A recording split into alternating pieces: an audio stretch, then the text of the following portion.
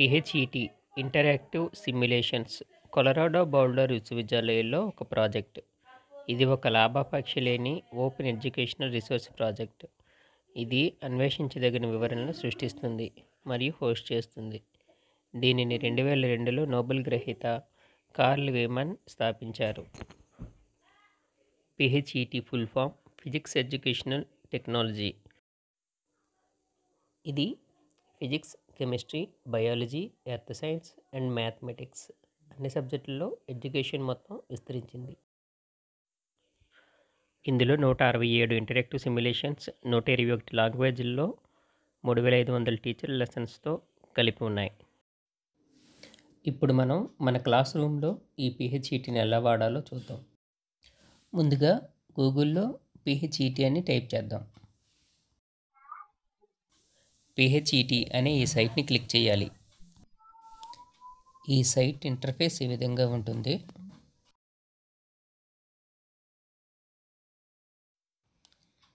ఫిల్టర్లను యూజ్ చేసుకొని మనకు కావాల్సిన సబ్జెక్టును మనం సెలెక్ట్ చేసుకోవచ్చు. ఇందులో physics 56, chemistry 30, maths 48, earth science 18, biology 7 simulations ఉన్నాయి. క్లియర్ ఫిల్టర్ ఆప్షన్ ద్వారా అన్ని ఫిల్టర్లు క్లియర్ చేసుకోవచ్చు. బ్రౌజ్ ఆప్షన్ ద్వారా మనకు నచ్చిన సబ్జెక్ట్ను మనం సెలెక్ట్ చేసుకోవచ్చు. ఫిజిక్స్లోని ఒక ఎగ్జాంపుల్ ద్వారా పిహెచ్ఈటి ఎలా వాడాలో మీకు వివరిస్తాను.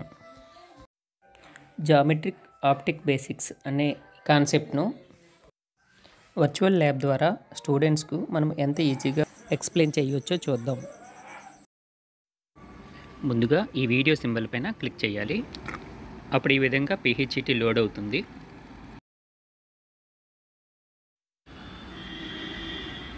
మనకు లెన్స్ కావాలా, మిర్రర్ కావాలా మనం ఇక్కడ సెలెక్ట్ చేసుకోవచ్చు. నేను ఇక్కడ లెన్స్ సెలెక్ట్ చేసుకున్నాను. ఆబ్జెక్ట్ ఏ ప్లేస్లో ఉంటే ఇమేజ్ ఏ ప్లేస్లో ఏర్పడుతుందో మనం సింపుల్గా రే డయాగ్రామ్స్ ద్వారా ఎక్స్ప్లెయిన్ చేయవచ్చు. ఇక్కడ చూడండి, నేను ఆబ్జెక్ట్ని ఫోకల్ పాయింట్ కంటే ఇంకా ముందుకు తీసుకొస్తున్నాను. ఫోకల్ పాయింట్ దగ్గర అయితే ఇమేజ్ అనేది దూరాన్ని ఏర్పడుతుందని, ఇన్ఫినిట్లో ఏర్పడుతుందని మనకు తెలుస్తుంది. అలాగే ఫోకల్ పాయింట్ కంటే ముందుకు ఇంకా తీసుకొచ్చాను, వర్చువల్ ఇమేజ్ అనేది ఏర్పడుతుంది. ఇప్పుడు ఆబ్జెక్ట్ని ప్రిన్సిపల్ యాక్సెస్ పైకి తీసుకువస్తున్నాను. ఈ విధంగా తీసుకొచ్చి ప్రిన్సిపల్ యాక్సెస్ నుండి అలాగే సెంటర్ ఆఫ్ కర్వేచర్ నుంచి ఆబ్జెక్ట్ని దూరంగా నెడుతున్నాను. ఈ దూరంగా నెట్టేటప్పుడు ఇమేజ్ అనేది ఎక్కడ ఏర్పడుతుందో మనం స్టూడెంట్స్కి ఈజీగా ఎక్స్ప్లెయిన్ చేయొచ్చు.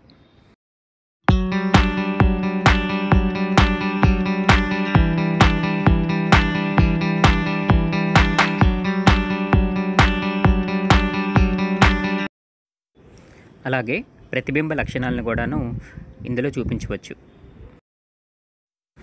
క్రింద గల బాక్సులో రేస్ అని మనం క్లిక్ చేసినట్లయితే కాంతి కిరణాలు ఏ మార్గం ద్వారా ప్రయాణిస్తాయో మనం చూపవచ్చు. కాంతి జనకం నుండి విడుదలయ్యే అనేక కాంతి కిరణాలలో కొన్ని కాంతి కిరణాలను తీసుకొని మనం రే డయాగ్రామ్స్ గీస్తామని కూడా మనం ఎక్స్ప్లెయిన్ చేయవచ్చు. ఈ సెకండ్ బాక్స్లో కర్సర్ని మూవ్ చేయటం ద్వారా రేడియస్ ఆఫ్ కర్వేచర్ని తగ్గించుకోవచ్చు, పెంచుకోవచ్చు.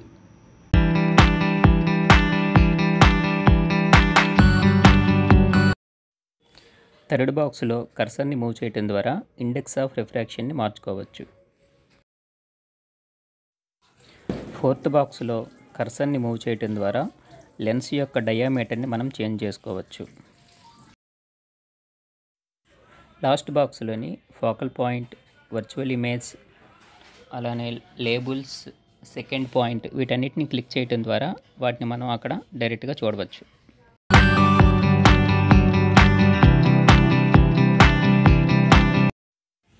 పైన ఉన్న ఈ స్కేల్ని తీసుకొని మనం వర్చువల్గానే ఇమేజ్ డిస్టెన్స్ను, ఆబ్జెక్ట్ డిస్టెన్స్ను మెజర్ చేయవచ్చు.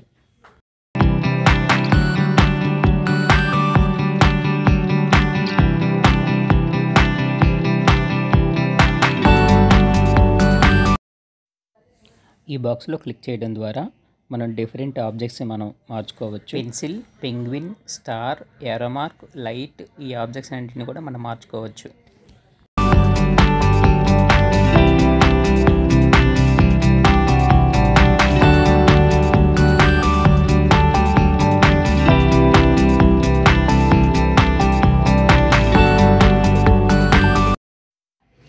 లెన్స్ కూడా మార్చుకోవచ్చు. డబుల్ కాన్వెక్స్ నుంచి డబుల్ కాన్కేవ్ మిర్రర్ని మార్చాను.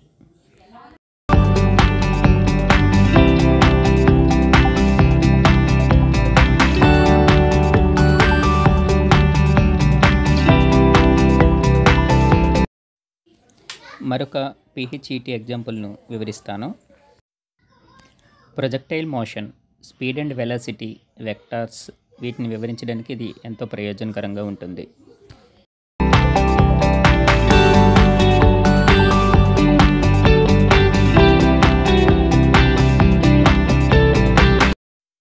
బాల్ని ఎంత స్లోప్లో వేస్తే ఎంత డిస్టెన్స్ వెళ్తుంది, అలాగే దాని యొక్క వెలాసిటీ వెక్టర్ ఏ దిశలో ఉంటుంది, ఇవన్నిటిని కూడా మనం ఎక్స్ప్లెయిన్ చేయొచ్చు.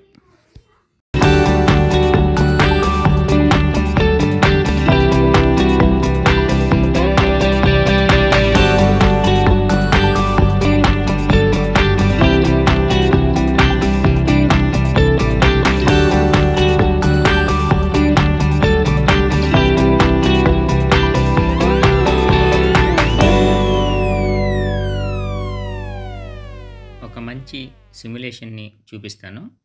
అదే సర్క్యూట్ కన్స్ట్రక్షన్ కిట్. దీన్ని మనం క్లిక్ చేయగానే ఈ విధంగా ఓపెన్ అవుతుంది.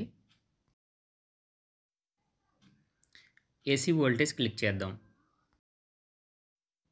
ఇక్కడ మనకి battery, AC voltage, light, resistor, switch ఇవన్నీ ఉంటాయి. వీటిలో ఒక్కొక్కటి తీసుకొచ్చి మనం సర్క్యూట్ తయారు చేయాలి. కొన్ని వైర్స్ తీసుకున్నాను, అలాగే బ్యాటరీ, మరికొన్ని వైర్లు, బల్బు, స్విచ్, వీటన్నిటిని ఒక సర్క్యూట్ తయారు చేశాను.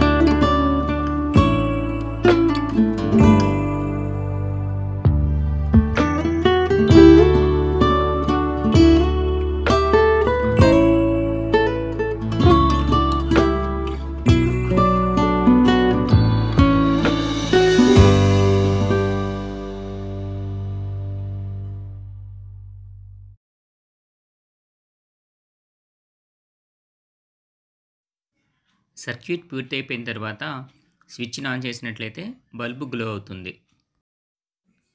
అలాగే స్విచ్ ఆఫ్ చేసినట్లయితే బల్బు గ్లోయింగ్ ఆగిపోతుంది. ఇక్కడ మనం కరెంట్ సప్లైని, వోల్టేజ్ సప్లైని మనం మెజర్ చేయవచ్చు.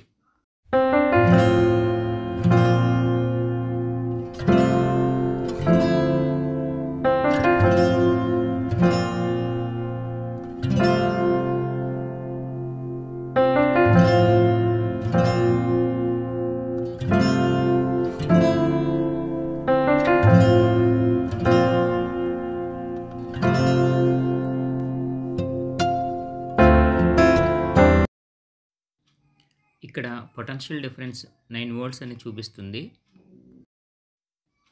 ఏ రెండు వైర్లనైనా వేరు చేయాలంటే అక్కడ క్లిక్ చేసినట్లయితే సిజర్ సింబల్ వస్తుంది. దానిపై క్లిక్ చేస్తే రెండు వేరవుతాయి.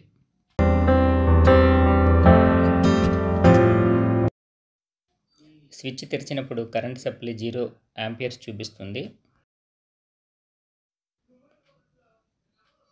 స్విచ్ను ఆన్ చేసినప్పుడు 0.90 ఆంపియర్స్ చూపిస్తుంది. ఈ విధంగా మన దగ్గర ఒరిజినల్ పరికరాలు లేకపోయినప్పటికీ కూడాను సిమ్యులేషన్ ద్వారా విద్యార్థులకు ఎంతో చక్కగా అన్నింటినీ మనం వివరించగలము. PHET సిమ్యులేషన్స్లో మరొక ఎగ్జాంపుల్ ఫార్మ్స్ అండ్ చేంజెస్. ఇది కూడా విద్యార్థులకు ఎంతో ఉపయోగకరంగా ఉంది. దీన్ని ఓపెన్ చేసినట్లయితే ఈ విధంగా వాటర్, ఆలివ్ ఆయిల్, కూల్ చేయడానికి, హాట్ చేయడానికి, అదేవిధంగా ఐరన్, బ్రిక్ ఉంటాయి. దీన్ని మనం పైకి హాట్, కింది కంటే కూల్ వస్తుంది. ఇప్పుడు మనం వాటర్ని, ఆలివ్ ఆయిల్ని రెండింటిని తీసుకొని హీట్ చేద్దాం.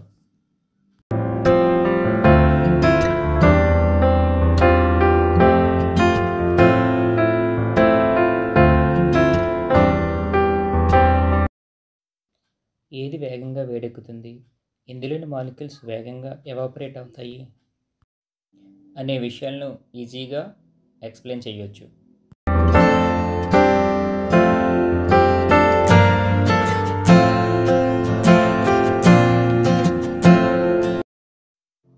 అలాగే చల్లార్చేటప్పుడు మాలిక్యూల్స్ ఏమవుతున్నాయో కూడాను మనం చూపించవచ్చు. ఐరన్ బ్రిక్లను వాటర్లో వేస్తే ఏం జరుగుతుంది, ఆయిల్లో వేస్తే ఏం జరుగుతుంది, మాలిక్యూల్స్ గ్రహిస్తాయా, కోల్పోతాయా, ఇటువంటి విషయాలన్నింటినీ కూడా మనం ఈజీగా ఎక్స్ప్లెయిన్ చేయొచ్చు.